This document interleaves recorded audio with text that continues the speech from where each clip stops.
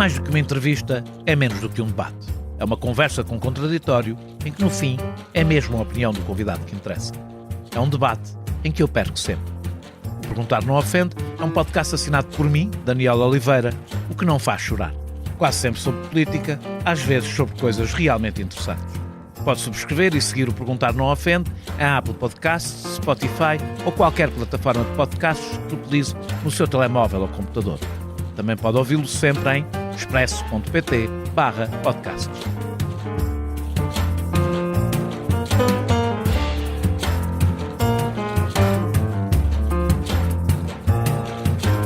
A crise na habitação é um dos temas mais transversais a todas as economias industrializadas, com o preço das casas a crescer a um ritmo 2 ou 3 vezes superior ao dos salários desde a viragem do século.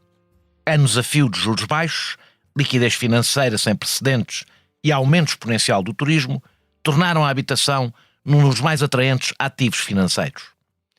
Em Portugal, em apenas um ano, assistimos a uma alteração legislativa de 180 graus numa área-chave como esta. De um pacote legislativo como o Mais Habitação, que tentava reforçar o mercado de arrendamento com incentivos fiscais e penalizações ao alojamento local, passámos para o estímulo da procura com apoios ao crédito, desregulação do alojamento local e isenção fiscal para jovens até 35 anos. Duas visões distintas e que representam duas formas de olhar para o problema e para as suas soluções. De um lado, quem acha que temos um problema de oferta e que, construindo mais casas, o mercado responde por si e faz baixar os preços.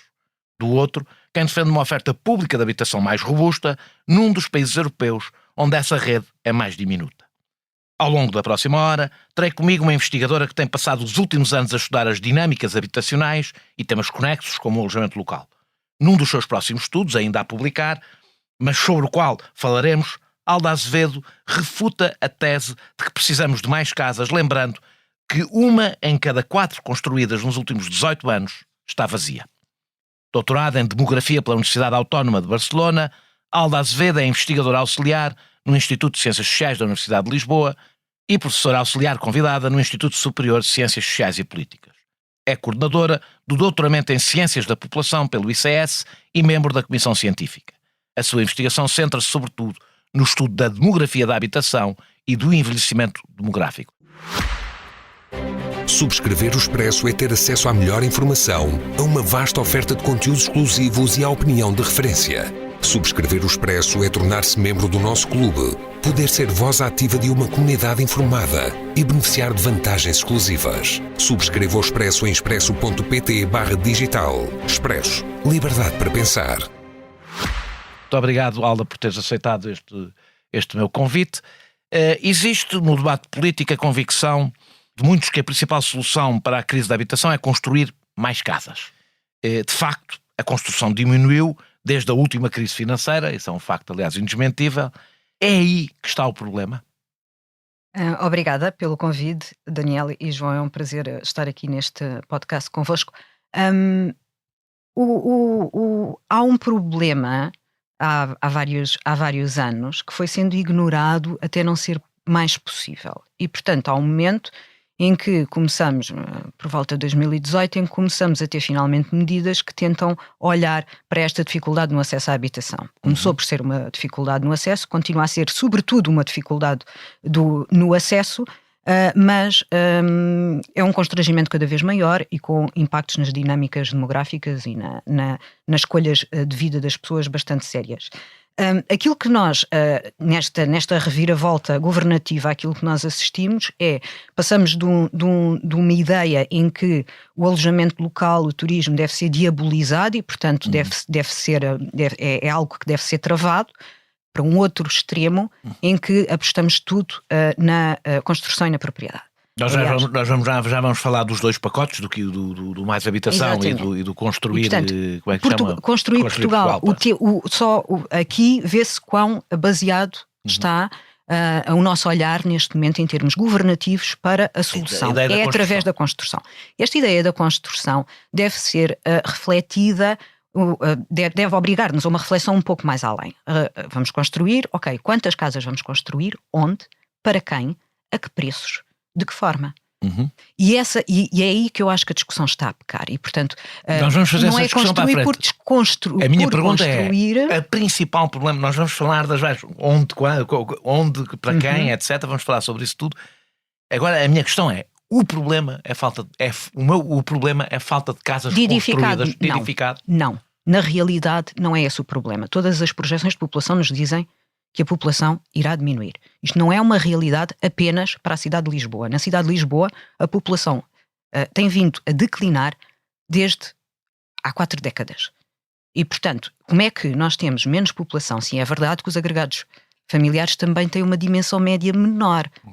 Mas isso não é por si só suficiente para, perante uma situação de declínio demográfico que sabemos que virá a existir, precisarmos de mais casas. Portanto, isto é uma matemática do mais simples que pode existir. Como é que temos menos pessoas e precisamos de mais casas? Portugal é o segundo país europeu com maior número de casas por 1000 habitantes. Como eu disse aqui na introdução, não disseste aqui, mas como eu disse na introdução, num estudo que vais publicar, que ainda não está publicado, 1 em cada 4 casas construídas nos últimos 18 anos está vazia. Sim. Estamos a tentar aplicar a lei da oferta e da procura num setor que tem demasiadas falhas de mercado. Ou seja, porquê é que estas casas estão vazias? Se há pessoas para as casas, se as casas existem, porquê é que elas estão vazias? É uma excelente questão. E, por exemplo, na teoria económica, nós sabemos que mais oferta levará a uma diminuição dos preços. Portanto, é uma relação simples entre oferta e procura. Mas isto não se aplica ao mercado imobiliário de uma forma tão líquida. Porquê? Porque as pessoas têm de conseguir aceder, têm de conseguir pagar. E, portanto, se nós temos uma oferta que está desfasada daquilo que a população residente precisa, essas casas continuarão vazias até que venha uma outra oferta que não aquela que cá reside. E as pessoas que cá residem continuarão sem acesso à habitação. E, portanto, é como um puzzle em que as peças não encaixam. E porquê que os preços ou seja, porquê que os preços não se adaptam a essa procura nacional? Porque há outro tipo de procuras que cobrem essa... Qual é a razão porque os preços não se adaptam? Porque é que a lei da... Porque isto é um negócio, não é? Portanto, quem constrói casas, quem vende casas, tem que ter a sua margem de lucro, quer proteger a sua margem de lucro e quer maximizar ao máximo aquilo que conseguir no seu negócio. E é preferível deixar a casa vazia? E muitas vezes é preferível deixar a casa vazia do que arrendá-la. Porque, por exemplo, algumas das casas compradas através do sistema de vistos Gold nunca chegaram a ser habitadas, porque as pessoas nem sequer cá residiam. O que precisavam era, portanto, a compra de casa não era mais do que um veículo. Compraram um visto, não compraram um instrumento para conseguir ter acesso aqui à residência. E, portanto, o que nós temos é isso. É líquido que mais oferta reduz, mais oferta do que procura reduz os preços, mas não é líquido que, construindo mais ou pondo mais casas no mercado, e os preços vão baixar se essas casas entram no mercado a um preço que não corresponde de todo à possibilidade dos salários médios em Portugal. Podemos estar a construir, essa é uma questão que se levanta sempre que se fala destes números que são conhecidos, que diz que isso não interessa onde é que as casas são construídas. Estamos a construir casas nos lugares errados ou também não é essa a questão? Nós temos construído pouco. Falaste dos números de Lisboa que não dão muito a entender que estamos a construir. Há casas vazias em Lisboa, não é? Exato. Esses dados não são os dados do artigo que o Nashater Singh e eu iremos publicar, são sim os dados do recenseamento. E, portanto, se nos focarmos nos últimos 10 anos, já para tentar diluir isso um pouco, a realidade continua a ser muito visível. Há um número de casas construídas que depois não são ocupadas. E, portanto, estas casas que não são ocupadas estão divididas em 2 grandes blocos. Aquelas que estão no mercado, quer para venda, quer para arrendamento, e aquelas que não estão no mercado. Agora, se elas acabaram de ser construídas... Deixa-me só fazer uma pergunta, que fiquei com essa dúvida porque não quando foram li. absorvidas imediatamente? A minha pergunta é, é mesmo uma dúvida que tenho. Aí estão incluídas, por exemplo, casas que estão em alojamento local, por exemplo? Nessas casas? Não. Todas as casas em alojamento local, no recenseamento de 2021, foram consideradas como infraestruturas para fins turísticos. E, portanto, não pertencem sequer ao universo de alojamentos familiares clássicos. Familiares. Portanto, é isso que tu estás a falar, são mesmo casas vazias. Casas que não têm ninguém lá, nem como turistas, nem, pelo menos não tem legalmente. Há quem aponte que o recenseamento, uma vez que foi feito durante o período de pandemia, que algumas casas poderão estar a ser usadas, mas estariam vagas no momento em que os recenseadores tentaram avaliar qual era a ocupação que a casa tinha, mas efetivamente não há dados melhores do que aqueles que o INE nos dá como sendo os dados do recenseamento e, portanto, é nesses que temos de nos basear. Pode haver argumentos, e eu sei que existem, portanto, nós às vezes... como se diz, não é? Há mentiras, grandes mentiras, e depois há a estatística, ou martelem os números até dizerem o que nós queremos. Sim. E, portanto, é muito fácil dizer, não, estas casas não estão vagas, é o recenseamento que está mal. Nós não podemos dizer que o recenseamento está mal, porque se o INE publicou os dados é porque os dados obedecem a um nível mínimo de qualidade para serem publicados. Mas em Lisboa há 50 mil casas vazias, é assim? É, não é? em Lisboa há 48 mil casas 48. vazias, sim. Portanto, E, portanto, se não foram absorvidas, se há uma procura assim, então, por construção nova, se há um grande número de casas, se há uma grande percentagem das casas que foram construídas que não foram absorvidas imediatamente pela procura, temos aqui um problema. deixa-me só um desfazamento. fazer-te esta pergunta. E imagino que não tens esses dados, não sei se tens, não. Que dentro, se tens alguma ideia de quantas casas construídas em Lisboa, que não vão ser muitas, não é?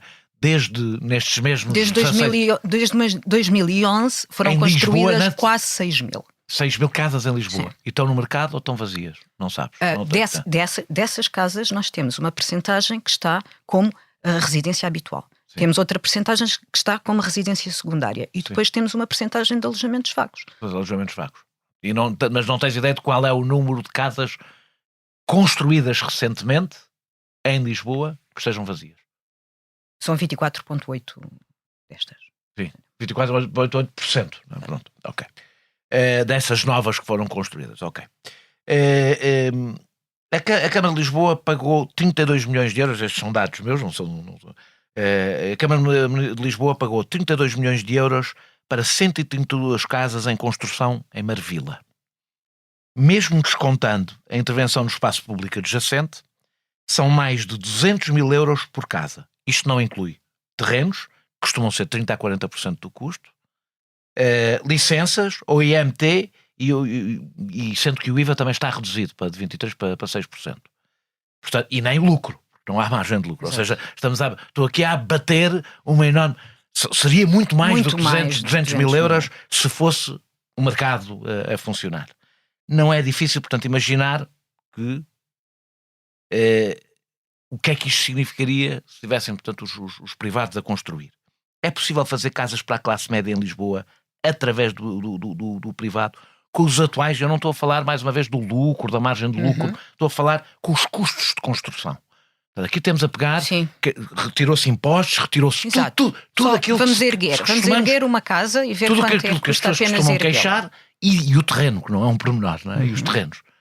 Mesmo assim, uma casa sem nenhum outro custo senão o da construção custa 200 mil euros. É possível construir para a classe média, vamos atirar isto para 300 ou 400 mil euros se fosse no mercado normal, é possível construir para a classe média com estes preços de construção em Lisboa? Eu diria que nós temos a obrigação de construir para a classe média independentemente dos custos e de onde tenham de vir, portanto, as fatias que as pessoas não conseguem suprir, porque nós não queremos propriamente ter uma cidade que não é habitada ou que não tem novos residentes.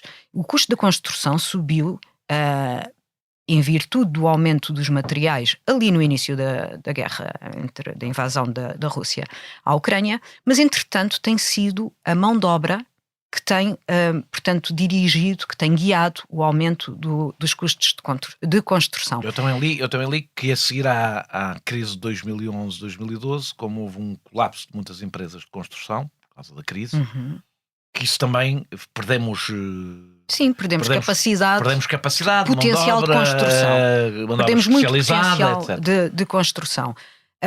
Neste momento, no fundo, a construção está mais cara, mas nós não podemos permitir, isso tem de ser absorvido de alguma maneira.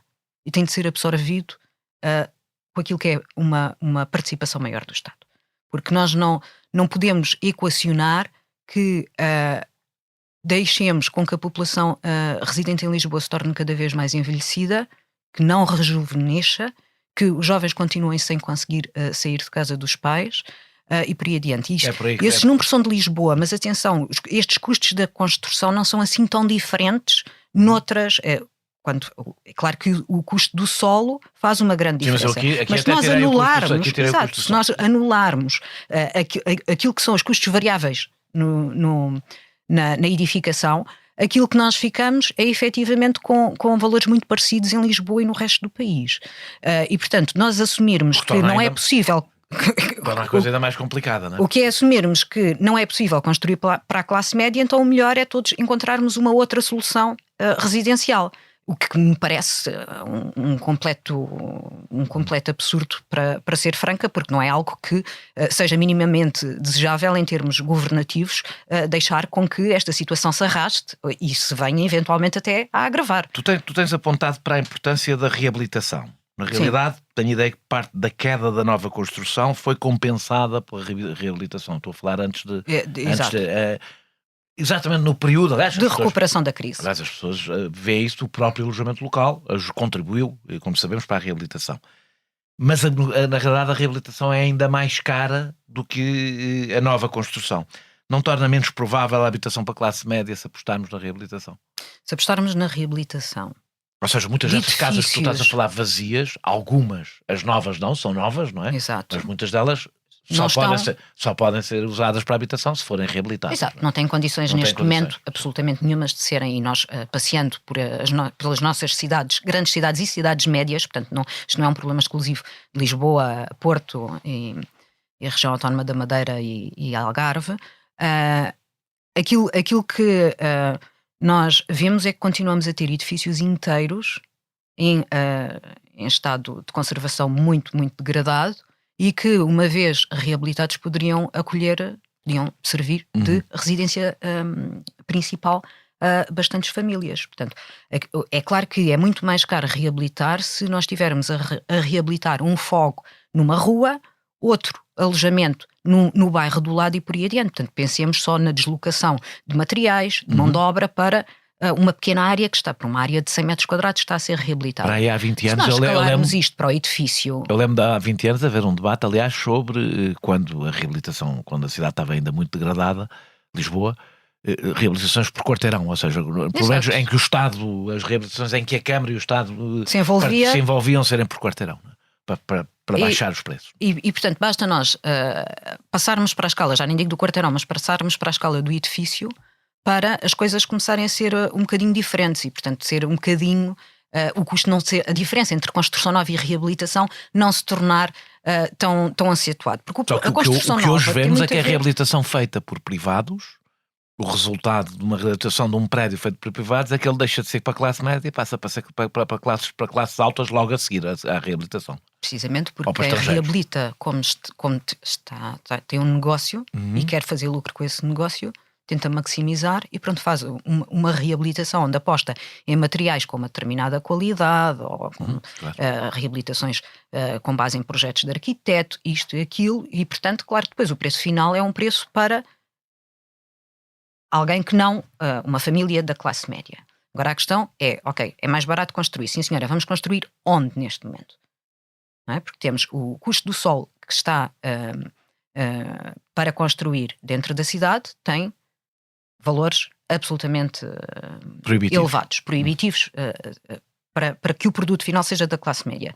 E já temos uma área metropolitana de Lisboa que cresce, okay? Enquanto a cidade de Lisboa perde população, a área metropolitana de Lisboa continua a crescer, mas depois, ao fim e ao cabo, nós não é muito execuível nós pensarmos em movimentos pendulares com um sistema de transportes públicos pouco eficiente. Tu não acreditas, portanto, que se construísse muito, por exemplo, muito mais em Lisboa, não há assim tantos sítios onde construir, mas se construísse muito mais em Lisboa, os preços cairiam muito na cidade de Lisboa? Isso só aconteceria se essa construção fosse feita pelo Estado em habitação pública. Porque caso contrário... Porque aí diluímos o preço final entra para as famílias a um preço que as famílias podem pagar e aí sim há uma pressão sobre aqueles que produzem habitação para classes mais elevadas. Portanto, se nós aumentarmos a proporção de habitação pública, de habitação a preços acessíveis, seja através do arrendamento, seja através ninguém da vai, venda. Na realidade, ninguém vai construir para ter prejuízo, ou seja, as pessoas Com não... certeza, é legítimo. O preço, claro, o preço não pode baixar abaixo dos custos e, portanto... E tem de garantir uma margem de lucro que seja aliciante. Uma em cada 7 casas na capital não cumpre a função habitacional. Mas poucas medidas políticas geram uma reação tão negativa como a tentativa de penalizar as casas devolutas e tentar mobilizá-las para o mercado. Esta é uma coisa mais de... Não é da opinião tua, é da opinião sobre a opinião das pessoas. Como é que explicas isto? Como é que explicas esta reação? Se bem te lembras, foi a grande polémica. Exato, sim. Do mais habitação. Como é que explicas esta reação? Eu acho que é uma reação muito natural de um parque habitacional que está 70% ocupado em propriedade. E se formos ver a percentagem de pessoas, portanto, não sobre o total de alojamentos, mas a percentagem de pessoas que vivem em propriedade é ainda mais elevada. E, portanto, as reações, na minha opinião, as reações contrárias a essas medidas... É de um país de proprietários. É de um país de proprietários que vê na sua habitação, porque não é só ter uma habitação, vê na sua habitação uma segurança para o futuro caso alguma coisa corra mal. E isto é típico nos Estados sociais mais rudimentares, como existe pouca confiança que o Estado venha a resolver uma circunstância em que nós ficamos mais debilitados, mais vulneráveis, temos de ser nós a proteger-nos. E isso é através da propriedade que fazemos nos países do sul da Europa, não é exclusivo de é uma Portugal. forma de aforro, não é? Exato, e portanto não é, e aí tem de se expandir além da residência habitual. Achas que o governo anterior... E por isso também termos uma percentagem tão elevada de residências secundárias. Que também é um investimento. Porque a nossa residência principal não é um aforro. Não pode ser considerado uma poupança, porque se ficar desempregado, eu não posso vender a casa onde eu vivo porque fiquei desempregada, porque senão fico sem teto. Isso ajudou ainda por cima. Eu falei aqui disso no início, e ajudou nisso também o facto das taxas de juros serem altas, ou seja, quando eu estou a dizer as taxas de juros serem altas, o seu retorno também ser baixo de qualquer poupança bancária, Exato. não é? Portanto, as pessoas perceberam que o que lhes dava maiores garantias de retorno e de segurança. Eram, incluindo as segundas casas, não é? Eu não sei se Portugal tem mais segundas casas do que outros países, isso não faço ideia. Não. Está mais ou menos dentro dos países do sul da Europa. É muito habitual tanto a casa que herdaram ficar na família, como investir algum dinheiro que se conseguiu poupar numa segunda habitação que só se usa em férias ou que é usada de uma herança, compraram uma casa e é usada por vários irmãos, é partilhada por aí adiante. E, portanto, isso acaba... Essa sim é a verdadeira poupança, é a verdadeira segurança. A residência habitual não deve ser considerada pelos seus proprietários como uma segurança relativamente a uma situação futura de vulnerabilidade. Achas que a medida foi bem explicada? Ou seja, porque na realidade, do que eu percebi, a medida não estava propriamente pensada para casas isoladas, sozinhas, estava pensada para prédios de fundos imobiliários, que as casas, o Estado não tem como. E a medida em rigor já existia. Já existia, portanto... E as pessoas não sabiam. Achas que foi mal explicada ou que houve quem não quisesse? De uma maneira geral, eu acho que o Mais Habitação, quando foi anunciado na altura errada. E foi anunciado com uma comunicação muito pouco clara. Não havia documento, depois havia um PowerPoint, depois o PowerPoint não sei o quê... e, portanto, eu acho que houve um conjunto de atrapalhadas consecutivas que acabaram por contaminar tudo o que esse programa, as medidas que esse programa tinham de boas. Eu não sou necessariamente a favor do arrendamento forçado, como a maioria dos proprietários em Portugal ou das pessoas que residem em Portugal não são. Mas só chamar-lhe arrendamento coercivo... E não tratar as coisas. De que casas estamos a falar? Quais são as casas que se podem candidatar, podem estar abrangidas por isso. Até porque o Estado, de facto, para o Estado é muito pouco operacional fazer uma intervenção numa casa isolada e fazer-lhe obras e arrendar. Portanto, realmente isso faz sentido, é para prédios, para questões. Aliás, faz sentido até com uma ameaça. Não é? Para ser franca, também não concordo com algumas explicações que surgiram na altura, que foi, isto é mais uma medida preventiva, porque depois as pessoas acabam por utilizar a casa quando são notificadas. Nós não criamos medidas para assustar as pessoas, quer dizer, não faz sentido nenhum. De acordo com o barómetro da habitação da Fundação Francisco Manuel dos Santos, Os portugueses discordam da penalização fiscal das casas devolutas, portanto até da penalização fiscal, que é uma medida que existe em muitos países, aliás em países bastante liberais na economia, mas colocam, para além do investimento público, a regulação do mercado à cabeça das soluções. Não há aqui uma grande contradição na forma como as pessoas olham para esta questão? Sem dúvida alguma. Aliás, uma das medidas com que as pessoas nesse barómetro concordaram mais foi com a introdução de valores máximos, o que é um bocadinho estranho estar contra, portanto, uma regulação forte, mas depois ao mesmo tempo querer acabar com os vistos de gold. Também é uma medida que foi das que reuniu mais consensos. E quer limitar as rendas. E depois ao mesmo tempo querem introduzir valores máximos às que na rendas. realidade existia de uma forma mitigada no Mais Habitação, foi uma das coisas que foi revogada agora. Mas existia de uma forma diferente, atenção, e acho que era bastante mais ponderada na versão final, do que pensar assim em valores máximos. Do meu ponto de vista, era relativamente aos aumentos, que é uma situação de justiça maior, porque realmente se uma casa não sofreu intervenções, porque é que mudando de inquilinos há um aumento de 20% ou 30% no preço. E na versão final já foi uma coisa muito recuada, porque já nem sequer era a proposta inicial, era tendo em conta os preços de mercado da área geográfica. O que significa que isso ia acompanhando a inflação dos preços de mercado. Pode-se dizer que há uma canalização das casas construídas para a função de valorização financeira ao turismo. Acho que isto pode-se dizer. Isto resolve-se como? Regulando o que temos de fazer para evitar a financiarização que parece motivar grande parte do que está a ser construído. O que é que se pode fazer do ponto de vista da regulação? Eu não quero que tu substituas aos deputados, mas o que é que se pode fazer para conseguir fazer a regulação destes dois fenómenos que são globais? Financiarização, para que as pessoas percebam, para traduzir isto, financiarização significa que a casa não é construída a pensar no uso que vai ter, mas apenas como um ativo financeiro que fica ali guardado, não é? A valorizar-se. Vazio ou não vazio, tanto faz. E o turismo, não é? A pressão do turismo, portanto, o desviar de casas da habitação para funções turísticas. O que é que se faz do ponto de vista... Como é que se regula um fenómeno desta natureza? A regulação é fundamental e mais, em diferentes países europeus, é uma regulação precisamente que mantém algum dinamismo no mercado de arrendamento e garante o acesso à habitação de famílias mais desfavorecidas e por aí adiante. E, portanto, a regulação tem um conjunto de instrumentos que nos permitem tentar travar os efeitos mais negativos do turismo, da atividade de alojamento local, por aí adiante. Com um fim. Essa regulação deve ter um fim. E esse fim deve ser colocado naquilo que é a segurança e a estabilidade de quem arrenda, de quem habita. Portanto, a regulação não deve ser contra o turismo ou contra o alojamento local, deve ser a favor de uma dinamização do mercado de arrendamento. Mas às vezes, deve ser através de incentivos. Mas às vezes há conflitos de interesses, não é? Às vezes não conseguimos ser a favor de toda a gente ao mesmo tempo. Naturalmente, mas aquilo que nós temos um conjunto muito alargado de casas em alojamento local, nem todas conseguem suprir as necessidades de alojamento, de arrendamento de longa duração.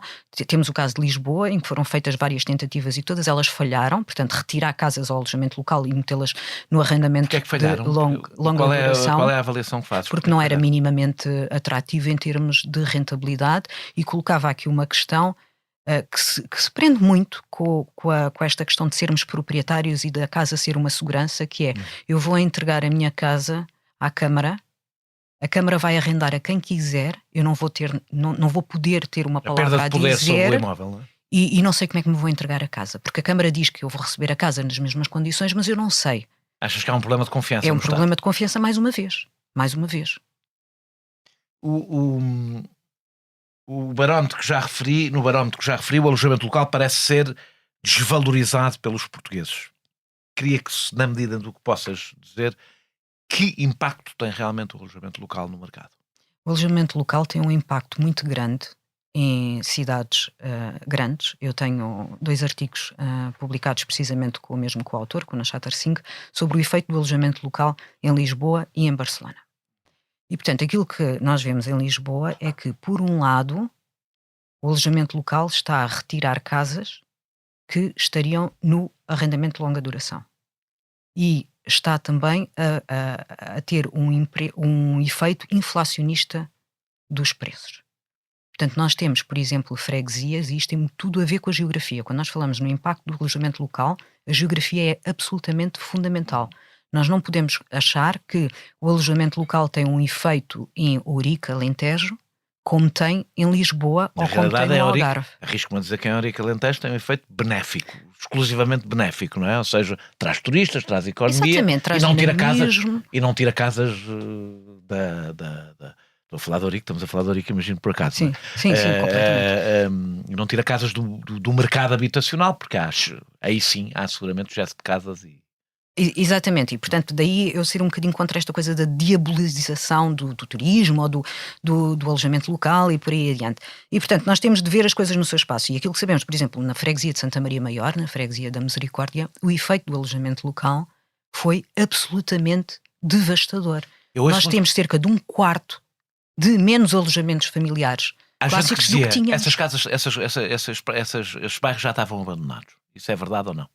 Esses bairros estavam muito degradados, não estavam abandonados e poderiam ter sido reabilitados e ter sido mantidos com a população que lá residia. Agora, quem neles investiu procurou, como é natural, ter o retorno do seu investimento e maximizar o seu lucro. E nós temos casos, porque nós falamos sempre dos bairros históricos, não é? Mas, por exemplo, temos neste momento Arroios, se não me engano, tem 14% de casas em alojamento local, que é muito. E estamos a falar de um bairro totalmente residencial, que não é um bairro histórico, não é um bairro antigo, não é um bairro degradado. Prédios, não sei de quando é que são, mas são do século XX, imagino que são dos anos 30, 40, não sei. Isso não sei. E, portanto, eu não sei se sabias, desde que começámos a gravar, me informei, eu tinha uma pergunta que te ia fazer a seguir, que entretanto mudou desde que começámos, desde que chegámos aqui ao Expresso, o novo regime de alojamento local, que entra em vigor amanhã, nós estamos a gravar na quarta-feira, dia 30 de outubro, vai acabar com a suspensão das novas licenças em vigor em 11 freguesias de Lisboa, incluindo Arroios, que acabei de falar. De facto, do que sei agora, a esta hora, a Câmara Municipal de Lisboa, porque isto resulta da aplicação automática da lei, a Câmara pode voltar à suspensão. De qualquer das formas, do que conheces da nova... Nós já vamos falar mais da nova legislação, mas do que conheces especificamente para o alojamento local, achas que vai no caminho... Naturalmente certo, não, vai no caminho errado. Aliás, eu espero que as zonas de contenção sejam recuperadas na sua grande maioria. Nós estamos a falar de aumentos de renda relativamente ao alojamento de longa duração nestas freguesias históricas de 200%. É um problema que está completamente fora de controle. O aumento das rendas em virtude do alojamento local. E como eu dizia, aqui a questão do território, da geografia, é fundamental. As zonas de contenção resultaram?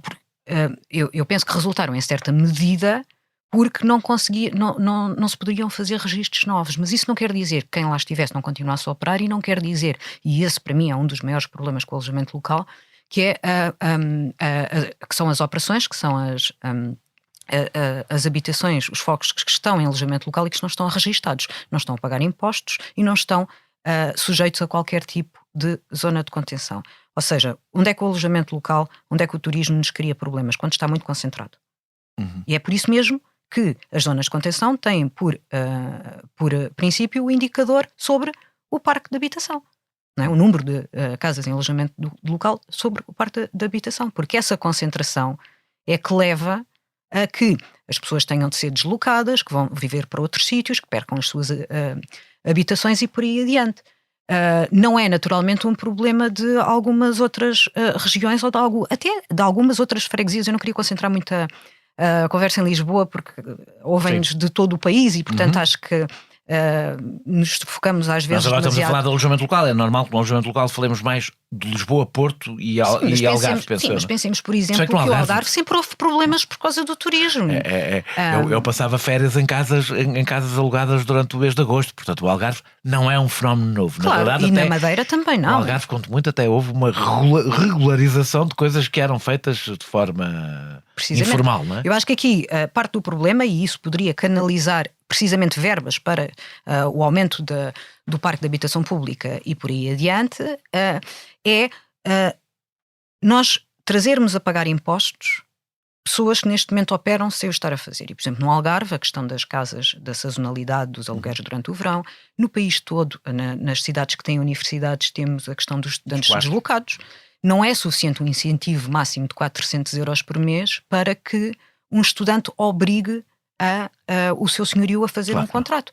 E o senhorio até lhe diz, pronto, mas são 400 euros que queres, então ao ano tiramos estes 400 euros e em vez de receberes, tu conseguires deduzir o valor... Eu devo dizer, no que toca às universidades, portanto, eu não consigo imaginar outra solução que não seja residências universitárias que cubram a quase totalidade dos estudantes deslocados, porque senão uma universidade é um peso para uma cidade em vez de ser uma vantagem, como devia ser, né? Acho eu, parece-me. Eu acho que mesmo sem residências universitárias suficientes para acolher toda a comunidade deslocada, que é sempre uma grande vantagem, que é sempre uma grande dinamização intelectual, de atividades de culturais, recreativas, de rejuvenescimento da população e por aí adiante. Agora, aquilo que nós temos é, por sistema, um mercado paralelo de inquilinos que tentam praticar preços altos por casas com muito poucas condições. São vários os estudantes que, quando alugam a casa, têm de comprar ou uma secretária ou isto ou aquilo, ou casas que todos os quartos estão alugados e, portanto, não têm sala, o espaço de convívio acaba por ser só a cozinha, acaba por existir todo um mundo sem regras nestes arrendamentos que penaliza muito os estudantes. E, portanto, seria importante também trazer estes senhorios a pagarem as suas contribuições e a registarem os seus contratos. O anterior governo apresentou um plano para aumentar a oferta no curto prazo, penalizando fiscalmente o alojamento local e dando benefícios fiscais ao arrendamento. O novo governo está a tentar mexer na procura, revogando as medidas anteriores e dando apoios ao crédito e benefícios fiscais à compra por parte dos jovens. Estas mudanças de 180 graus em tão pouco tempo têm efeito no mercado? Consegues detectar efeitos no mercado? São disruptivas e têm o efeito das pessoas protegerem e, portanto, evitam fazer negócios, fica tudo em stand-by. Evitam-se fazer negócios quando não se sabe o que é que vai sair da nova legislação. Isto quer dizer, é um princípio básico para qualquer investidor. Se eu não sei aquilo que aí vem, eu tenho de aguentar um pouco. Eu espero para ver se vendo, se arrendo, se deixo a casa vazia, o que é que vou fazer. E o problema em Portugal está precisamente na mudança constante de quadros legislativos. E, portanto, nós não conseguimos prever aquilo que irá acontecer. Uma das razões parece-me ser que cada pacote legislativo, sobretudo nesta área da habitação, tornou-se numa espécie de trincheira ideológica. Infelizmente, eu diria que é quase a desordem natural das coisas. Sim. Eu custa-me encontrar algum sentido, tanto na forma como o pacote anterior foi pensado e foi comunicado, como a disrupção agora para este novo pacote. É claro que a forma como encaramos a gestão da saúde, a gestão da educação, também tem uma componente ideológica muito forte. Por isso que não elegemos gestores, elegemos políticos, não é? Mas no caso da habitação, isso é levado a um expoente máximo, não é? Isso é levado a um extremo que prejudica todos os intervenientes no mercado. Houve já alguns efeitos destas medidas que foram tomadas que consigas identificar? Não. Nem existem dados para que possamos refletir sobre o assunto ainda, portanto isso são coisas que só depois... Aliás, há comentários, surgem nos mídias comentários que mal ou mais habitação entrou em vigor, foram retiradas não sei quantas casas do mercado. Vamos falar quando temos dados efetivamente para avaliar as coisas, para analisar os efeitos e não, portanto, especular relativamente a potenciais efeitos e mencioná-los como se fossem, portanto, verdades indiscutíveis, quando no fundo não são. O regresso a políticas públicas de apoio ao crédito, que foram a única política pública de habitação entre o PER e o PRR, não acabou por inflacionar novamente os preços. Há promotores a dizer que sim. E a estrangular ainda mais o mercado de arrendamento. Ou seja, nós voltámos...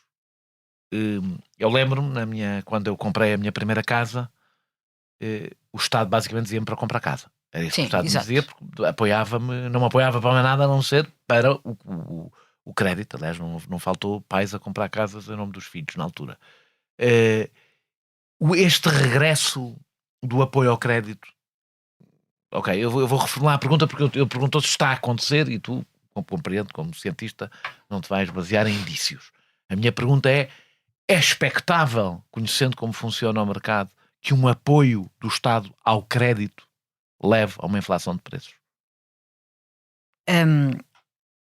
Este pacote Construir Portugal tem alguns pontos positivos, também tem alguns pontos negativos e precisamente o apoio muito forte naquilo que é o incentivo à propriedade é, na minha opinião, um dos efeitos mais nefastos, porque nós não estamos a fazer mais do que reproduzir aquilo que foi a única política de habitação, como disseste muito bem, Daniel, entre o PRR, Entre o PER e o PRR. entre o PER e o PRR, e portanto aquilo que nós estamos a voltar a cometer os mesmos erros, que no fundo são o Estado não tendo capacidade de apoiar diretamente, apoia através de parcerias público-privadas, apoia através de obrigar os bancos a apoiar.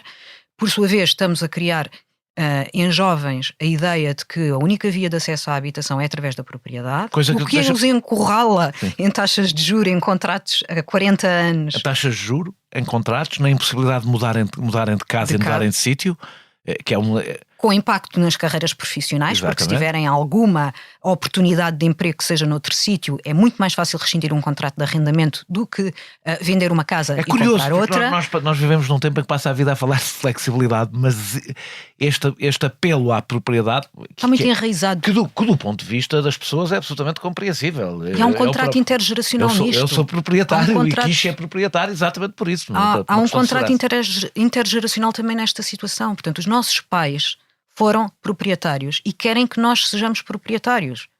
E querem que os jovens, todos os pais que beneficiaram de juros bonificados, isto e aquilo, têm neste momento filhos ali entre os 20 e os 30, querem que os filhos acedam à propriedade. Porquê? Porque há uma segurança em caso de alguma eventualidade.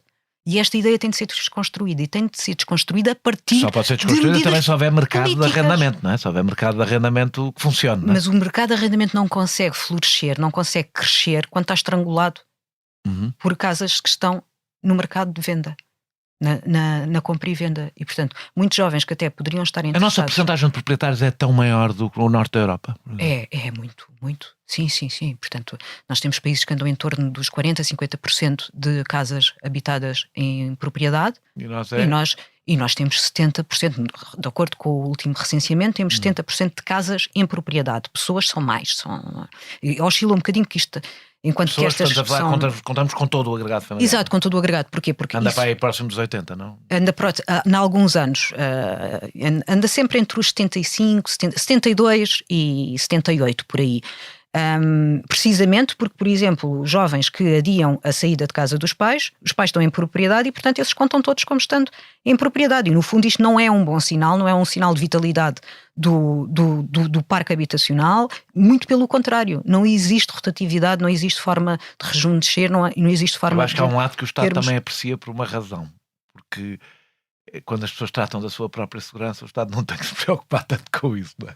Há vários autores que mencionam precisamente isso. Mas faz uma forma de privatização vamos pôr aqui, vou pôr muitas aspas nisto, uma privatização da segurança social, ou seja, não é privatização Sim, eu percebo. O Estado, a pessoa está garantida e o Estado já não tem. Há quem ache que isso é preferível. Há inclusivamente artigos científicos que dizem precisamente que em estados sociais mais rudimentares aquilo que existe é um apoio muito forte, por exemplo, através de pensões de velhice e por aí, enquanto que a habitação acaba por ser por via de facilitar o acesso à propriedade. E é isso, foi isso que tivemos com os juros bonificados e pelos vistos é isso que estas novas medidas acabam por se apoiar fortemente e na minha opinião isso pode ser um erro por continuar a estrangular o crescimento do mercado de arrendamento. Vou voltar a uma pergunta que fiz, mas com outros pressupostos. Com a descida das taxas de juros e estas medidas, há risco de um aquecimento do mercado imobiliário? Será que pode aquecer mais? Pode sempre. Não sei. Eu olho muito para as coisas de um ponto de vista demográfico, porque sou demógrafa e, portanto, tenho sempre por base a população. Só que há uma diferença, nós neste momento estamos expostos a uma coisa que não estávamos há 30 anos, não é? Que é o interesse estrangeiro. Uma procura estrangeira que altera toda a lógica do mercado. Precisamente. Não é? Aliás, foi isso que veio, no fundo, abanar um pouco aquilo que era o funcionamento do mercado. Mas nós temos uma situação da população residente temos uma população cada vez mais envelhecida e convenhamos que se nós olharmos para a faixa de pessoas que têm neste momento 75 e mais anos, nós sabemos que nos próximos anos uma grande fatia dessas pessoas vagará às casas onde está a viver, quer por via da institucionalização, quer por via do efeito da mortalidade. E o que é que vai acontecer? E essas coortes são muito mais largas, essas gerações são muito mais volumosas do que as próximas gerações entre os 18 e os 34, que são aqueles que vão aceder à habitação. Eu vi que tu escreveste isso e eu fiquei com uma dúvida. Isso é uma boa notícia, ou seja, que evidentemente não é uma boa notícia para as pessoas e nem institucionalização. Naturalmente. Mas eu estou a falar do ponto de vista estritamente do mercado. É uma boa notícia ou uma má notícia? Podia ser uma boa. Há muitas casas que vão ficar livres. Aquilo que significa é isso. Portanto, há um conjunto de casas... Mas há muita gente que acha que com os preços que estamos a assistir, essas casas vão também ser todas direcionadas, por exemplo, pelo menos nas grandes cidades, mais uma vez, para Claro o que mercado existe essa possibilidade. Claro que existe essa possibilidade, porque se as casas estão habitadas em propriedade, portanto serão as famílias a decidir o que é que farão e por aí adiante. E noutros casos, os arrendamentos são casas que vão ficar livres e que, naturalmente, aquelas pessoas Isso leva-nos depois para outro assunto. Nós já vamos falar do congelamento das rendas, mas naturalmente as pessoas que estiveram anos e anos décadas com aquelas casas vão querer finalmente rentabilizar bastante o dinheiro que perderam, não é? Nós tínhamos acordos intergeracionais que com o aumento da esperança de vida vieram a cair por terra. Portanto, a sucessão das casas entre gerações da mesma família era feita de forma natural. Uhum. Mas hoje em dia, como vivemos, felizmente, até mais tarde, aquilo que acontece é que ainda já querem os netos sair de casa dos pais, mas por via da herança, isso ainda não acontece. Ainda não é possível. Na realidade, mais uma vez, as casas que os filhos herdam para pagar a sua velhice, como uma segurança da sua própria velhice, porque é quando as herdam, é quando chegam quase à vida. E vejamos quão enraizado está este funcionamento, que o apoio familiar é absolutamente fundamental no acesso à propriedade, no acesso à habitação por parte dos jovens. Apoio financeiro. Primeiro, tradicionalmente era o apoio através da cedência de uma habitação. Certo. Agora que vivemos no mercado e que a maior parte das habitações são compradas com acesso a um empréstimo, aquilo que acontece é os pais ajudarem os filhos para pagar a entrada, não é? Mas continua esta ideia de que é fundamental ajudar os jovens no início da vida ativa através da habitação. Mais uma vez, uma coisa bastante comum nos países do sul da Europa. Do sul da Europa. Menos comum nos países do norte da Europa, onde o Estado cumpre a função que cumpre as famílias. Eu tenho, por exemplo, um artigo publicado que olha para os jovens a residir em casa dos pais em 3 países do sul da Europa e compara com a França, a Alemanha e o Reino Unido. E aquilo que eu e os meus coautores tentámos fazer nesse artigo foi mostrar, nós vamos olhar não para aqueles que estão ainda a estudar ou à procura de trabalho, vamos selecionar aqui a amostra relativamente às pessoas que já iniciaram o seu emprego regular há mais de um ano. Portanto, são pessoas que são jovens, entre os 18 e os 34 anos, que estão a trabalhar há mais de um ano. Portanto, podem vir a perder o emprego no mês seguinte, isso não sabemos, mas estão a trabalhar há mais de um ano. E aquilo que nós vemos é que a percentagem de jovens a viver em casa dos pais é 3, 4 vezes mais elevada do que é no Reino Unido. Somos um país europeu onde os filhos saem mais tarde de casa. Somos um dos países, são novamente esses são dados, aliás, são precisamente os dados que eu usei, os dados do ICOR em português, portanto o Inquérito às Condições de Vida e Rendimento, e sim, portanto, entre os 18 e os 34 andamos nos 70%. Portanto, a idade média de saída de casa dos pais anda para aí nos 33%, o que é extraordinariamente elevado. Normalmente as pessoas nessa idade já seria normal terem constituído família. Que é isso que nós vemos no Reino Unido, em França e na Alemanha. É isso que nós vemos. Isso tem um efeito, tu saltaste para uma pergunta que eu te ia fazer no fim, mas eu quero agarrá-la já. isso vai ter ou tem efeito na nossa curva demográfica. Ou seja, os filhos saírem tão tarde de casa dos pais, demorarem mais tempo a constituir família, demorarem mais tempo a ter filhos. Geralmente as pessoas não querem ter filhos quando vivem em casa dos pais, não é? Ou seja, estamos na realidade a uma espécie de bola de neve. Sem dúvida alguma. Portanto, há um impacto na descendência final. Aquilo que nós temos, como dizias, Daniel, os jovens hoje têm um conjunto de reuniões, de critérios que querem ver cumpridos para saírem de casa dos pais. Acho que não é os impostos, mas pronto. É um assunto paralelo, não é para ti. E portanto, os pais deixam com que os filhos fiquem até mais tarde, porque reconhecem a importância desses critérios estarem cumpridos, estarem estabelecidos, e os jovens também vão se deixando ficar. E mesmo que trabalhem, lá está, se ainda não têm o suficiente para comprar a casa que gostariam, porque depois nós também temos esta ideia da casa para a vida toda. A casa que compramos é onde vamos envelhecer, que também era uma ideia que precisava de ser desconstruída para existir maior dinamismo. E portanto, os jovens vão ficando, os pais vão os deixando ficar. Temos planeamento familiar, temos acesso à contracepção e, portanto, as pessoas têm filhos quando acham que está na altura de os ter. É claro que quanto mais aumenta a idade média ao nascimento do primeiro filho... menos filhos as pessoas têm, não é? Depois, nós ainda por cima 38 e outros 41. Nós ainda por cima temos um fenómeno que é o duplo adiamento. Nós neste momento adiamos o nascimento do primeiro filho e depois também adiamos o nascimento do segundo filho. Pois, e com certeza... centramos-nos sobretudo na mulher, porque a mulher é quem tem limitações biológicas na procriação. Isso acaba por, eventualmente, fazer com que um conjunto de mulheres cheguem ao final das suas carreiras reprodutivas sem ter aquilo que achavam que era a descendência que tinham idealizado ou que achavam ser aquela que cumpriria os seus projetos familiares. E, portanto, numa população que está cada vez mais envelhecida, em que a natalidade é extremamente baixa, estar a colocar constrangimentos como aqueles que existem nos últimos anos à habitação é estar a pôr mais uma acha nessa fogueira que não arde lentamente, ela arde fulgurosamente neste momento com todo o vigor. Quando fizemos este desvio, eu ia-te falar que estavas a falar dos estrangeiros, da entrada dos estrangeiros, e a minha pergunta era sobre isso, que eu ia fazer era a seguinte, era sobre isso. Os estrangeiros compram em média casas 43% mais caras do que os nacionais, mas concentradas nos centros das principais cidades ou em zonas turísticas. O seu impacto é baixo no resto do território ou pelo efeito de mancha de óleo acaba por ter um impacto em todas as zonas urbanas? Sim, esse impacto propaga-se.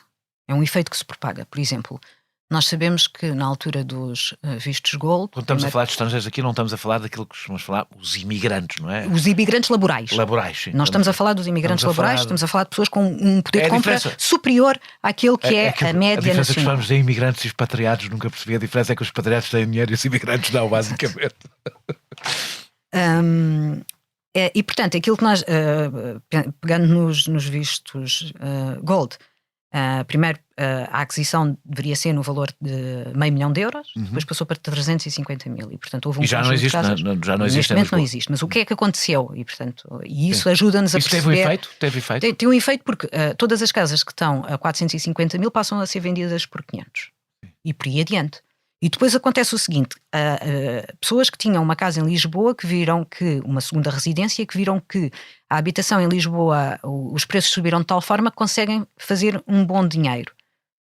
Vendem a casa mais cara do que venderiam. E vão para fora de Lisboa. E depois, com esse dinheiro, investem fora de Lisboa. Por exemplo, na área metropolitana. Em Setúbal foi visível, que é um mercado que eu conheço um bocadinho melhor do que outras cidades na área metropolitana de Lisboa. Aquilo que nós verificámos é que os preços das casas começaram também a subir porque os compradores deixaram de ser os compradores de Setúbal e passaram a ser compradores que vinham de Lisboa. Do que sei, em Alcochete e no Montijo, por exemplo, nota-se muito o efeito... que aliás até é curioso, este debate não é mesmo contigo, mas supõe-se que vai ter efeitos eleitorais, ou seja, de mudança demográfica das cidades à volta de Lisboa, com a saída da classe média e da classe média alta. Alcochete começou a mudar muito, exato, com a construção da ponte. Quase não já entre o suburbano e o rural e passou a ser quase parte integrante da cidade. Houve quem se demitisse. Sim, houve. A esse propósito. Já agora deixa-me falar que há bocado não te deixei continuar e queria falar sobre o congelamento das rendas anteriores a 1990. Que efeito realmente teve? Porque é um argumento que é muitas vezes usado. Não quero os efeitos psicológicos, que a gente já vai falar sobre isso, mas que efeito real teve no mercado o congelamento das rendas? É claro que até 1990 teve um brutal efeito, mas que efeito foi perdurando e ainda perdura? Eu começo por aquilo que ainda perdura. Sim. De acordo com o recenseamento de 2021, em Portugal, nós temos 16% dos contratos anteriores a 1990. Desses contratos, 24,8% são rendas inferiores a 50 euros. Em Lisboa, o efeito é um bocadinho diferente. Dos 16, Dos 16, um quarto são... Exato. Se olharmos para Lisboa, há uma percentagem maior de contratos anteriores a 1990, são 24%, e as rendas inferiores a 50 euros são 17%. E, portanto, os efeitos ainda perduram. 17% dos 24%? Dos 24% têm rendas inferiores a 50 euros. Portanto, o efeito existe, perdura. Houve realmente um decréscimo muito grande desde o novo regime do arrendamento urbano de 2012 para a atualidade. A chamada Lei Cristas, não é? Exatamente. Houve, portanto, algumas situações em que as pessoas acabaram desprotegidas por não saberem que o seu contrato era a tempo indeterminado e, portanto, não precisavam de atualizar o contrato. Mas ainda existem e, portanto, estão não só presentes na memória, como há muitos proprietários que ainda têm casas nestas circunstâncias. Isso tem um efeito, se forem, por exemplo, proprietários de mais de uma casa, tentarão compensar noutras casas o que perdem naquela, imagino. Mas eu não sei se é muito... E contribui para a tal, mais uma vez, eu acho que hoje se calhar a nossa conversa vai sempre bater à questão da confiança. Diminui a confiança na forma como o mercado de arrendamento funciona e como a legislação pode mudar rapidamente e transformar aquilo que era um negócio eventualmente rentável num prejuízo. Qual é a solução? Ou seja, para os mercados, eu sei, esta é a pergunta difícil. Porque muitas vezes ninguém tem coragem política, no fundo. Mas a coragem política é vamos pôr as pessoas na rua? Quer dizer, as pessoas...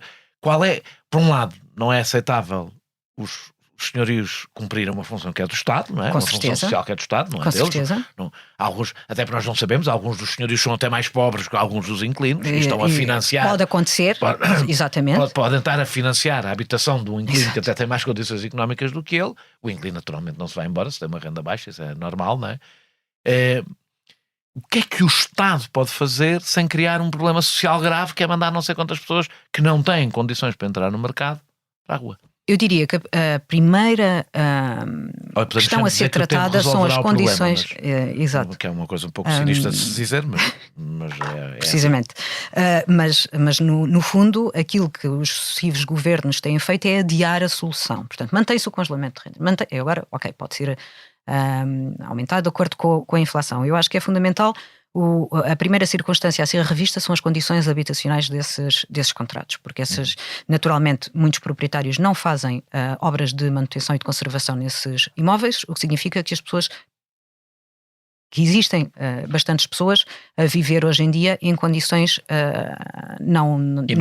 E não se pode exigir aos senhorios para fazerem esse investimento. Não. E portanto aí tem de ser o Estado a prover ou as condições através da reabilitação desse imóvel ou através da relocação da pessoa ou das pessoas que vivem nesse imóvel para um outro que seja da propriedade do Estado. Eu acho quase surpreendente que a questão se adie eternamente e que não se resolva, mas já quase que me habituei a crer que não se irá resolver a não ser dessa forma sinistra que sabemos que o tempo acaba por fazer. Portanto, por um lado, há essa questão de em que condições vivem estas pessoas que têm estes contratos de arrendamentos antigos. E depois quanto pagam estas pessoas de renda? Será que podem pagar mais? Será que não? Não é? Porque nós temos muitas pessoas... convenhamos, estamos a falar de contratos anteriores a 1990, portanto são contratos com 34 anos. São pessoas já todas com alguma idade, ok? Senão nem tinham ficado protegidas. Essa é uma das razões, porque há algum receio de mexer, porque são pessoas que também não têm, mesmo que uma pessoa diga, ok, ele paga 100 euros de renda, mas não ganha assim tão mal. Mas a verdade é que as pessoas sabendo que a renda estava congelada, não adaptaram os seus gastos, e é difícil, como nós descobrimos isso na Troika, não é? Que uma pessoa reformada reorganiza as suas despesas porque não tem onde ir buscar mais dinheiro, não é? Por isso Sim, mas por exemplo o teto de rendimento para que essas rendas fossem ou não atualizadas é muito elevado, muito elevado mesmo, e portanto há pessoas que até têm um rendimento mais ou menos confortável, que até fizeram elas próprias obras de conservação e de manutenção numa casa que não é a sua. Sim. Mas acabam por continuar a pagar, quer dizer, se eu posso pagar 50, porque é que vou predispor-me a pagar 150? Sim, claro. Seria achas que o Estado devia fazer qualquer coisa? Eu acho que o Estado devia fazer qualquer coisa e devia olhar para estas duas coisas. Portanto, primeiro, em que condições é que vivem estas pessoas, depois quanto é que porque as condições habitacionais estão na base de tudo, e depois então quanto é que estas pessoas estão a pagar e será que podem pagar mais? E depois os contratos serem resolvidos de acordo com a iniciativa da pessoa que lá vive e do proprietário da casa, porque há pessoas que também não querem prolongar mais esta circunstância, não têm a grande opção. E portanto, não havendo grande opção e com os preços que se praticam hoje em dia, claro que vão ficar na casa, e que se há circunstâncias já vivem mais pessoas na casa, e as famílias vão se ajustando, porque aquela é a garantia, porque ninguém quer resolver. Se ninguém quer resolver, mantém-se. Achas que criou, para além da questão da desconfiança no mercado, que as rendas congeladas criaram um trauma em Portugal que depois torna terá um trauma em relação à regulação do Estado? Ou seja, se achas que algumas das reações, por exemplo, a mais habitação, resulta de um trauma com tantos anos, é que são muitos anos. Muitas vezes, isso é muitas vezes assinalado. Exatamente. Temos uma herança pesada do congelamento de rendas e, portanto, não podemos cometer o mesmo erro novamente. Incluindo quando aplicamos medidas que existem por essa Europa fora, não é? E que são vistas como naturais por essa Europa fora. Exato.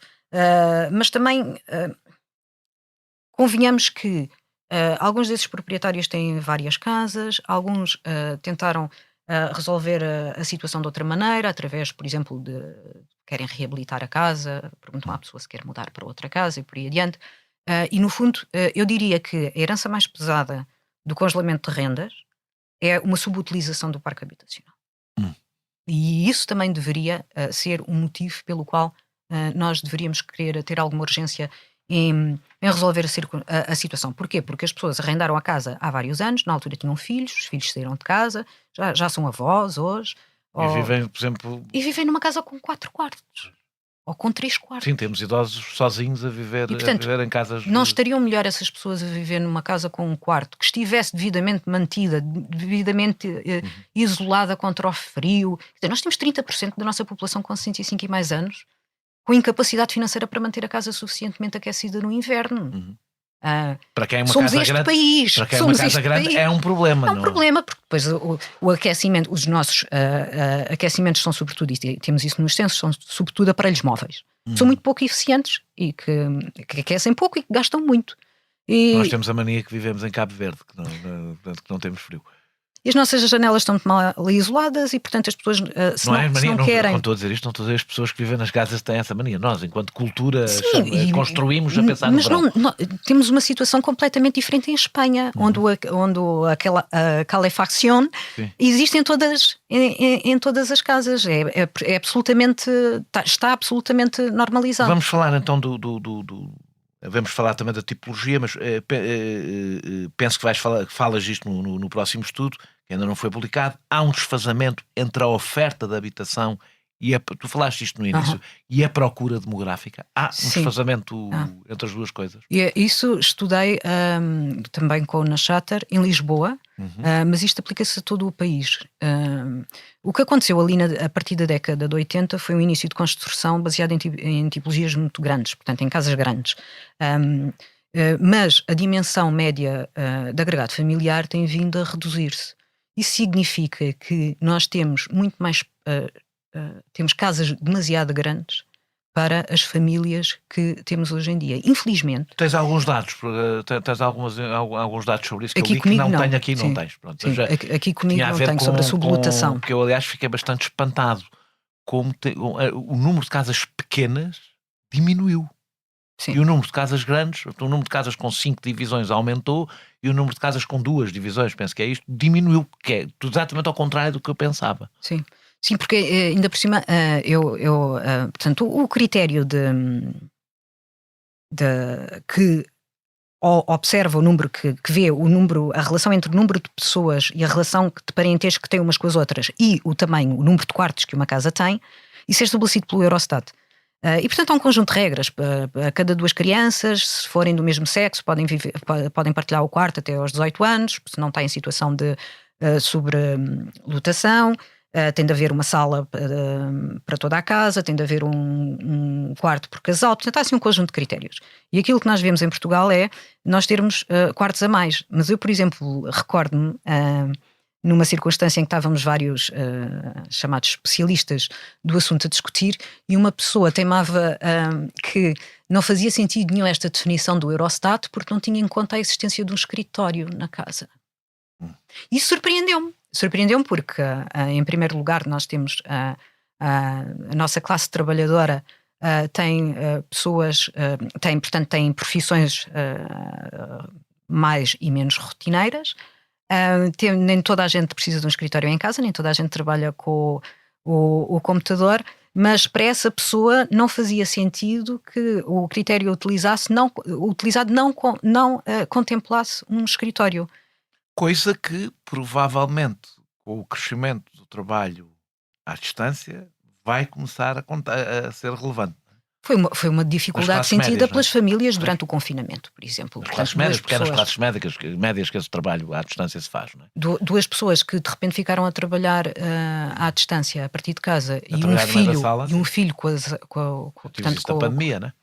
Exato. Portanto, olha, tu não trouxeste os números, mas eu tenho-os aqui.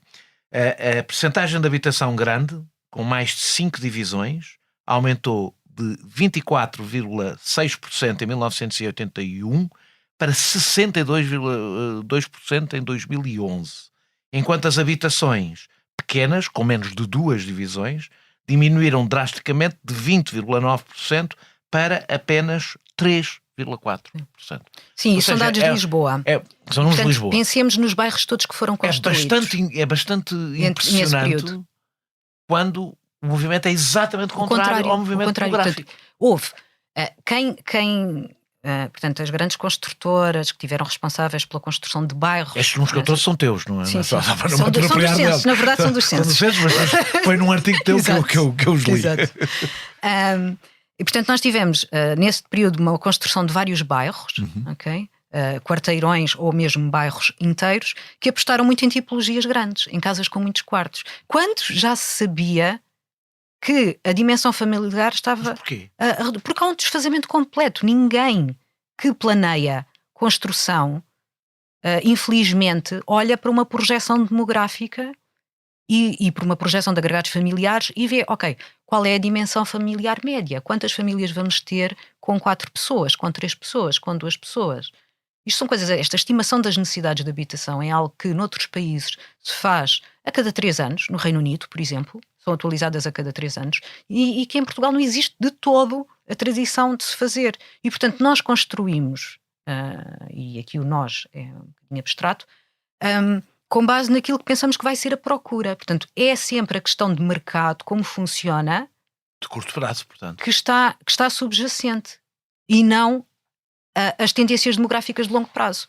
Tu falaste da tipologia, mas também há outro desfazamento. Nos últimos 40 anos, aliás, tu já falaste disso hoje, no início da nossa conversa, nos últimos 40 anos a população de Lisboa desceu de 800 mil para pouco mais de 500 mil pessoas. A população da cidade, concelho de Lisboa. Sim. Ao mesmo tempo, o número de casas subiu de 240 mil para 323 mil. E ainda... Ou seja, Lisboa é um exemplo, mas o perfil familiar do país também mudou. As famílias são mais pequenas, com muitos agregados individuais. Ou seja, com as duas coisas juntas, aquilo que falámos, a tipologia, famílias mais pequenas precisam de casas mais pequenas, o que tivemos é construir mais numa cidade que perdeu população e construir maior quando as famílias são mais pequenas. Sim. Há forma de corrigir isto? há algum tipo de planeamento que impeça que o pensamento a curto prazo, que é o do mercado. O mercado não planeia. É uma coisa que é sempre difícil dizer. O mercado não planeia.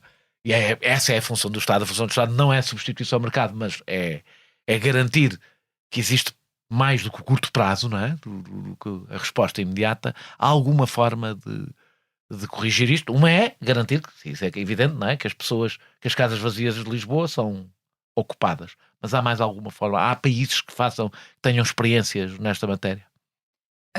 Eu acrescentaria apenas um outro efeito, que é, perante uma dificuldade de acesso à habitação, se eu já tenho dificuldade em aceder à habitação, se me obrigam a alugar uma casa de 100 metros quadrados quando eu só preciso de 50 metros quadrados, porque não existe uma casa de 50 metros quadrados, eu estou a fazer um esforço muito adicional quando não estou a tirar proveito nenhum disso. A transformação, desculpa, isto é uma parte. A transformação de muitas casas em alojamento local que reduziu a dimensão. Houve edifícios inteiros Sim. que tinham casas com vários quartos, que foram, por exemplo, todos reabilitados em T0 ou T1. Isso é reutilizável ou não em habitação? Agora, independentemente da questão que já falámos aqui, Sim. da lei, das pessoas confiarem, não confiarem, da forma como isso. Agora, mas do ponto de vista estritamente prático, isso é possível essas casas virem a ser casas jovens, por exemplo, que os jovens alugam, arrendam no princípio da sua vida? Da sua vida laboral. Por exemplo, isso faz todo o sentido. Caso os proprietários queiram, portanto, que a finalidade das habitações sejam essas. A correção daquilo que é o parque será mais fácil, penso eu, no futuro, quando apostarmos numa construção mais flexível, em que nós podemos rapidamente trocar as tipologias. O que é que isso quer dizer? Por exemplo, de um T3 fazer 2 T1. Isso hoje faz-se, não propriamente pedindo as respectivas licenças para o fazer, por aí adiante, mas é uma forma de nós corrigirmos um pouco a circunstância. E, portanto, em vez de um T3 estar a acolher uma pessoa, 2 T1s, um agregado, 2 T1s vão acolher um casal e uma pessoa solteira, por exemplo. É claro que se estas questões fossem facilitadas através da legislação e até incentivadas, cumprem logo duas funções. Por um lado, a reabilitação de imóveis e, por outro lado, o ajuste que não foi tido em conta no momento da construção. Portanto, achas que se podia facilitar do ponto de vista Sim, legal? sem dúvida alguma. Sem dúvida alguma. Cumpridas as condições o emparcelamento, por assim dizer, de segurança e por aí adiante, olhando um pouco para a sustentabilidade. Se nós pensarmos, vamos construir mais, vamos construir onde? E depois temos alojamentos com uma área muito superior àquilo que as famílias precisam. As necessidades habitacionais apuradas pela maioria das autarquias, usadas para o PRR ou outros fundos públicos, foram, na sua maioria, calculadas, mantemos a mesma conversa, com base nas candidaturas aos programas habitacionais e não com estimativas de necessidades demográficas. Ou seja, nós estamos aqui a falar de mercado, mas parece que o próprio Estado está a subestimar as necessidades de investimento público, olhando para o que são os pedidos de emergência e não pensando no que é que vai ser a demografia e as necessidades. Portanto, nem o Estado planeia, na realidade. Eu correndo o risco de vir a ser muito criticada com aquilo que vou dizer em segundos, eu tenho sérias dúvidas sobre o rigor do levantamento em 2018 feito pelo IRU. E precisamente porque tinha como base as listas de espera nos municípios. Okay? Todos os dias nós temos necessidades sociais. Todos os dias nós temos famílias que podem entrar em situação de carência de privação severa da habitação. Todos os dias nós temos famílias que, e gostaria que fossem mais neste último caso do que no primeiro, que deixam de precisar do apoio do Estado para suprir as suas necessidades de habitação.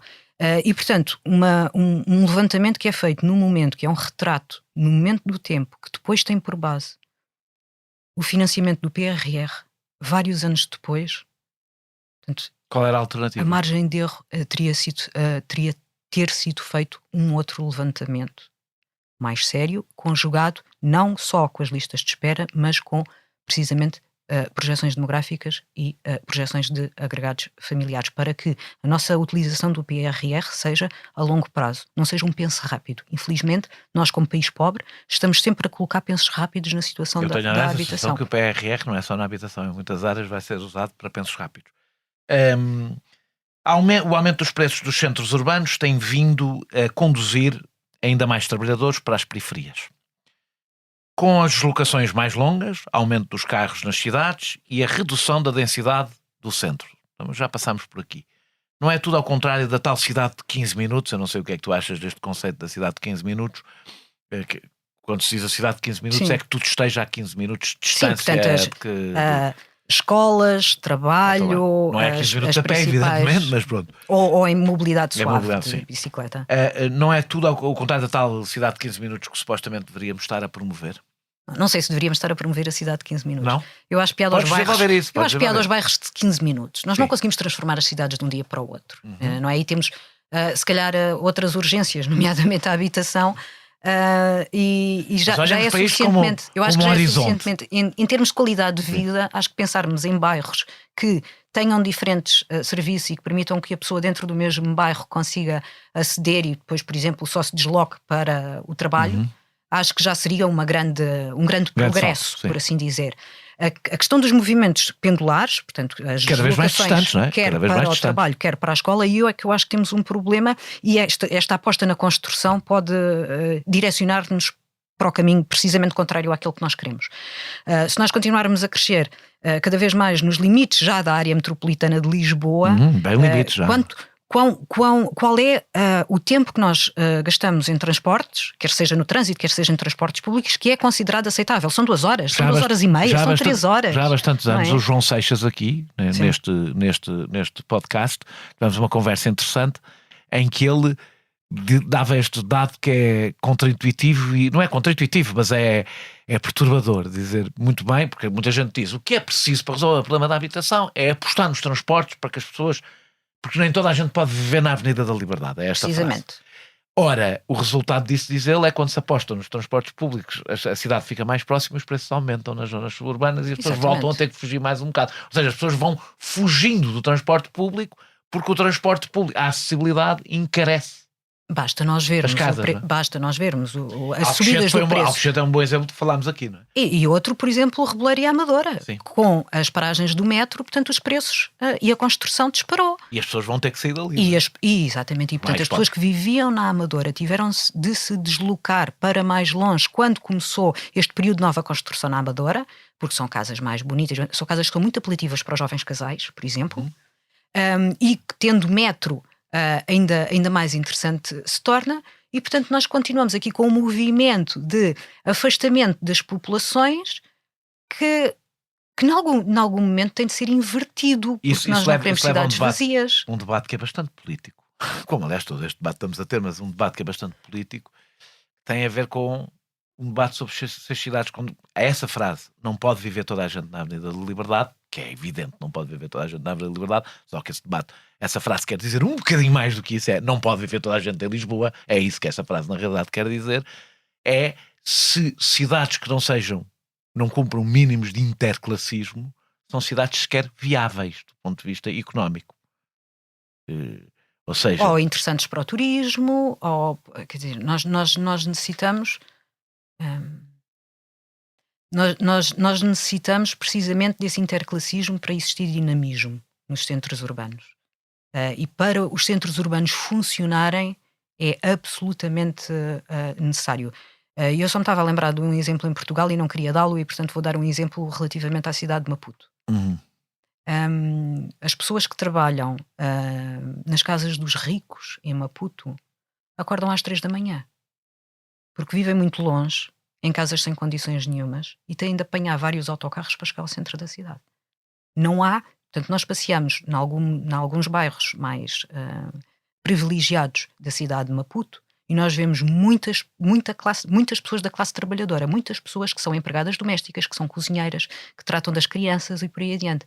Essas pessoas passam boa parte das suas vidas em autocarros completamente sobrelotados, porque não têm acesso à habitação perto do sítio onde trabalham. E isto é, sem dúvida alguma, uma ilustração de desigualdades e de acesso à cidade, de acesso ao trabalho absolutamente gritante. E isso juntarmos, esse é o extremo, não é? Mas, por exemplo, Lisboa hoje, ao contrário do que aconteceu sempre, é dos sítios que têm mais dificuldade em contratar professores. em contratar médicos, em contratar polícias, em ter polícias, ter enfermeiros, etc. Exatamente porque é muito caro viver em Lisboa e as deslocações... O Algarve já tem há várias décadas essa Pois, agora situação. chegou. Lisboa era ao contrário. Os professores, por exemplo, queriam ficar nas escolas de Lisboa. Agora... Sim, eu quase me parece ingrato que significa que estamos... nós tenhamos olhado durante tanto tempo para a região autónoma da Madeira e para o Algarve como se fosse um problema dessas regiões, e agora que chegou a Lisboa é que é um problema de todos. Se calhar agora que chegou a Lisboa, pelo menos que consigamos... Temos aqui um algarvio que está... que concorda. De acordo contigo. Em Portugal, o apoio familiar é crucial para o acesso à habitação. É um bocadinho pegar por aqui para onde estávamos a fazer. Este modelo não perpetua as desigualdades entre gerações. Ou seja, nós falámos aqui das heranças. Quem pode... Hoje, deixar uma casa a um filho é talvez privilégio. O maior dos privilégios. Precisamente. Portanto, e lá está, os pais que não podem deixar essa casa aos filhos, por um lado, sentem isso de outra maneira, por outro lado, estamos a eternizar as desigualdades. Portanto, o filho de pobre, pobre será, e o filho de rico, rico se manterá. E, portanto, esta questão da mobilidade social, agora, ou a imobilidade social... Que já é um problema gravíssimo. Que já é um problema gravíssimo. Eu não gosto da expressão elevador social e, portanto, falo de mobilidade social. Nós já temos muita dificuldade. Até porque nos países realmente justos não há elevador. É mesmo pelas escadas, porque não é suficientemente alto para ser preciso um elevador. E, portanto... essa mobilidade social tem aqui um novo corte. Já é muito difícil em Portugal e agora com as questões da habitação tem mais um corte. E portanto estamos constantemente a penalizar famílias mais vulneráveis, com rendimentos mais baixos. Achas que a habitação é o maior problema, hoje em dia é o maior problema nós falamos de social, mas eu acho que há um problema económico que nós não falamos, que se calhar o debate também pode ser mais com o economista, que é, nós estamos a transferir, porque as pessoas têm que pagar essas rendas, esses preços, e portanto têm que receber mais para pagar, estamos a transferir dinheiro de setores produtivos para setores rentistas, esse dinheiro está a ser, ou seja, as empresas pagam salários maiores para serem entregues a pessoas que fizeram um investimento numa casa e a alugam ou a vendem. Mas não vou pegar por aí. Achas que este é o maior problema político e social e económico que o país está a viver? Eu respondo de outra forma. Acho que é a questão mais premente que vivemos hoje em dia, pela qual poderíamos lutar nas ruas, como Espanha está a fazer neste momento. Portugal também houve algumas coisas.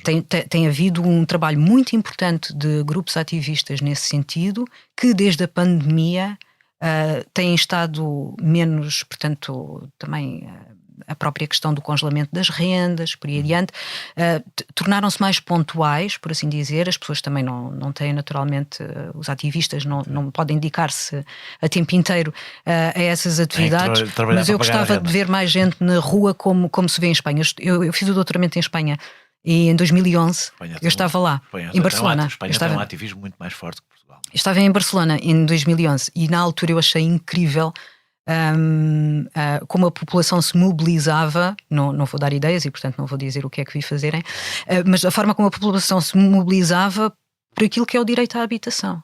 E agora começamos a assistir, em Valência, a semana passada ou há 2 semanas, começamos a assistir a novo movimento contra o turismo, contra o alojamento local. Um movimento que às vezes até se pode tornar xenófobo, não é? Em relação ao turismo, ou seja... Eu não estou a dizer que esses movimentos são xenófobos, estou a dizer que é muito fácil começar a alimentar um discurso que não é a questão, não é? Eu, infelizmente, nesse aspecto, acho que as pessoas que se alimentam por esse tipo de gatilhos são muito mais sensíveis, infelizmente, à chegada de imigrantes laborais que simplesmente tentam melhorar as suas condições de vida. A população em Lisboa cresceu. Agora, os imigrantes têm impacto, os imigrantes laborais têm impacto também nos preços das rendas e das casas?